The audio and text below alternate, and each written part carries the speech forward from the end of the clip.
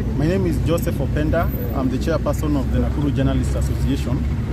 Today, this afternoon, we are saddened by the incident whereby one of our colleagues, her name is Catherine Wanjeri Kariuki, was shot in the line of duty by police officers who we suspect had aimed at her, and she was injured. So as we are speaking right now, she has been admitted at the hospital here. The doctors have told us that she was shot with 3 rubber bullets on the leg, and her condition has been stabilized at the moment, though she is awaiting to be taken to the theater. So we want to say this. The police officers appear like they seem to be targeting journalists who are in the line of duty. We've been receiving complaints from our members that they've been receiving threats from these officers when they are covering this demonstration. We are wondering, why should a police officer target a journalist who is doing her work of informing the republic when she is not the one doing the demonstration? Our members were well identifiable because they are wearing their jackets. Others were carrying their tools of trade. So it was easy for this officer to identify this journalist, but this particular rogue officer thought it wise to focus his energies on our member, which is something that we really want to condemn. As journalists, our role is to inform the society, and therefore it will not make sense when the state or the officers would want to silence the press. This is something that we look at it as an attack on the press freedom, and we would want the administration, the officers, the agencies involved to take action on this specific officer, and we are not going to stop at this point. We are going to push on to ensure that these officers, or an action has been taken against the officers who, instead of doing their duty, they are targeting unarmed civilians. Of course, the Constitution is very clear.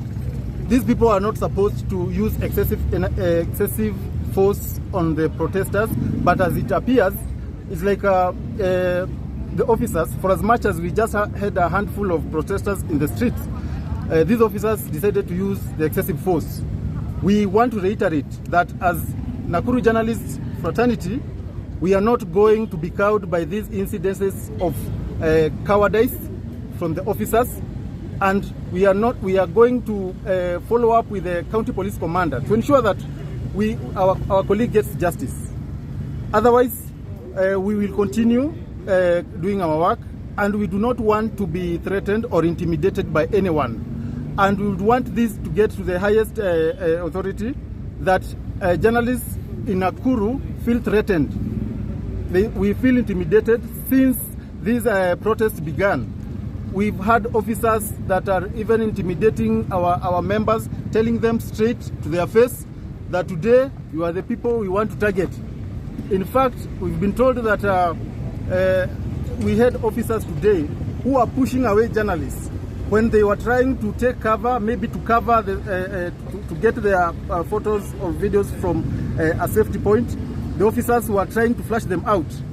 And if this continues, it is really going to be very difficult for our members to carry out their job. And we really want to condemn this. Otherwise, I would want to encourage our members also to be safe, because no story is really worth their lives. At the moment, we are pushing through to ensure that legal action is taken against this officer, and we are taking the county police commander to account to ensure that this officer has been identified and an action taken against him. So on the question about the status of our colleague, from the doctors is that her condition has been stabilized. The bullets are yet to be removed, but she is about to go to the theater so that she can be attended to. Yes. My name is Mecha Joseph. I work for the Media Council of Kenya as the regional coordinator in Nakuru. Today, we are saddened that one of our colleagues was shot and injured. She's now in the hospital undergoing treatment. We feel that this is a violation of law, whereby whereby journalists are being targeted. This is one of several cases that we've received as the council or also the country, whereby journalists are targeted whenever we have demonstrations. I believe that this is maybe trying to try to block dissemination of information on whatever that is going on, especially at this time when we have demonstrations all over the country. As the council, we are going to take this matter seriously. We're going to work closely with the law agencies. We're going to work closely with the relevant agencies to ensure that the law has been followed. We want to say sorry to those who have been injured, especially in today's demonstration. It was dire, and our sister has been injured, and we hope that with time maybe she will get well. What I'll say is this: journalists are well identified. They wear press jackets. They are well identified. They have their cameras and all that. They walk out in groups and all that. So that means that whenever journalists are targeted, whenever they are shot and all that, that means that it's a targeted shoot. So we condemn this with the highest order, that this is very wrong. And this is not the first time journalists have been injured, and we are going to do everything possible as the council, of course, to ensure that justice is served. Thank you. My name is Aston Muchela. I am the chairman of Law Society of Kenya, Rift Valley region, and we want to add our voice to journalists. Indeed, as you have heard and what we have witnessed today is something that is quite despicable, something that we do not expect to experience in our new constitutional dispensation. That a journalist can actually be shot at when she is covering this event, which is an event of an important nature to the country. Indeed, we want to remind our police officers that media, the freedom for the media is something that is guaranteed and protected by our laws. And this kind of intimidation should not and will not be allowed to go on. I want also to remind the regional police commander, the county police commander, and even the OCS that they subscribe to the provisions of the National Police Service Act, which actually requires that every bullet that is shot must be accounted for.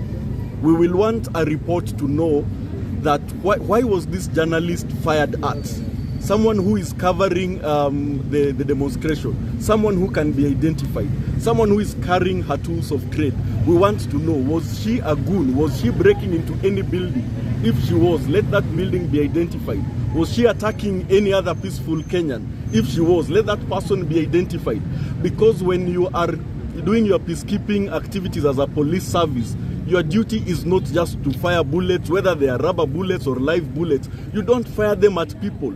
You only use ammunition when indeed there is a breach of peace. This is a journalist who is covering events, really. What kind of breach of peace can they justify?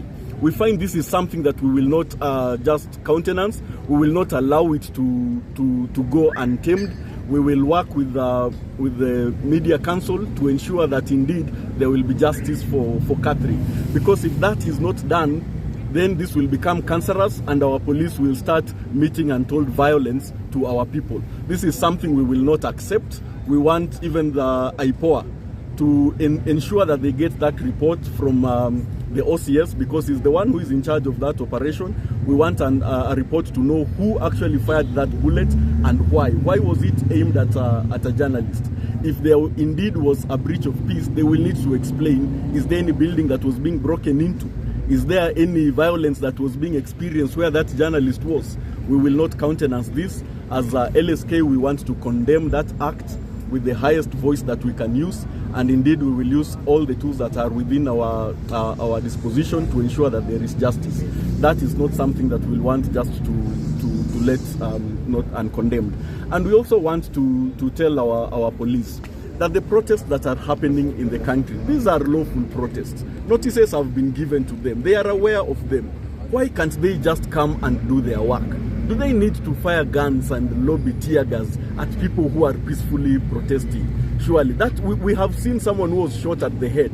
If you shoot someone at the head, aren't you really aiming to kill that person?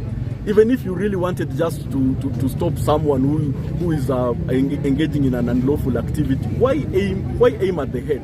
Why chase against people even when they have sought refuge in a church premise? We have seen a lot of injustice happening today in Nakuru, and we think that is not something we will just want to let it to be swept under the carpet. We want to sound a warning to our police officers that this is something we will fight, this is something we will stop, because our constitutional freedoms must and shall be protected. And you as the police officers, you are people who are supposed to uphold our constitutional freedoms. So this is something we are condemning as the Law Society of Kenya, and we'll actually want to see if IPOA will give a report. If they will not give a report, we will be the ones to demand for it through all other lawful means. My name is Paul Masese. I am the presiding convener of Nakuru Civil Society Organizations Forum. Indeed, today is a very sad day. There was a handful of Kenyans expressing their disgust at the way this country is governed. Out of the blues, the police came, started with lobbing tear gases at these very harmless individuals, and then with time, they started shooting indiscriminately. Apart from Catherine, there are other Kenyans who have been hurt in the melee, and as we speak, there could be one or two others in other facilities undergoing treatment. When we gave ourselves a new constitution and renamed the police from a force to a service, this is not what we expected. Over the past couple of weeks, we have lost over 50 Kenyans to gunshots by the police that we pay to protect us. In the end, it must be said here and be emphasized that individuals involved in these unlawful shootings will bear personal liabilities. I think I joined the Law Society of Kenya and the Media Council of Kenya and the Journalists Union to say that as civil society will work in concert with each other to ensure that the individual policemen and women, because they are known, they were captured on video, lobbing canisters, shooting at unarmed protesters, will be brought to book. I think the international human rights law is applicable to Kenya holistically, and the chairperson here can confirm. If the Kenyan system is going to protect the rogue police, we'll move further to the regional system. We'll move further to international system. We have the mechanisms. All we can say, the only reason these policemen were shooting at the journalists is because they did not want their heinous acts to be covered, to be captured on camera. That's the only reason you are being targeted. You are the messengers. You carry the good message of democracy. You are going to bear witness through the lenses of your camera. You are going to bear witness of police excesses. And this is what they do not want. So we would urge you to remain steadfast, to stand firm in defense of our constitution and in defense of our democracy. The issues that Kenyans are protesting against are very clear to everyone. None other than the president has seated and said there are certain things we need to do differently. Why, after the president committed to Kenyans that extrajudicial killings is not going to have place in this country, why do we still have police shooting and killing Kenyans? Where are our parliamentarians, those who make and are supposed to protect the law? Why are they keeping quiet? It's getting into the almost the second month now. Kenyans are being butchered in the streets, and the only crime is that they're demanding that the rule of law is protected. This is not the country we fought for. This is not the country the Constitution of Kenya has created. This is not the democracy we've aspired for. So as the media fraternity, we urge you to remain steadfast, keep safe, we'll stand in solidarity with you, and We'll work together with other stakeholders to demand accountability for those responsible for the injuries that have been inflicted on Kenyans today and for the murders they have occasioned to many others who are yet to be pardoned and those that have been pardoned. So together, let's defend our constitution, let's defend our democracy. Thank you so much.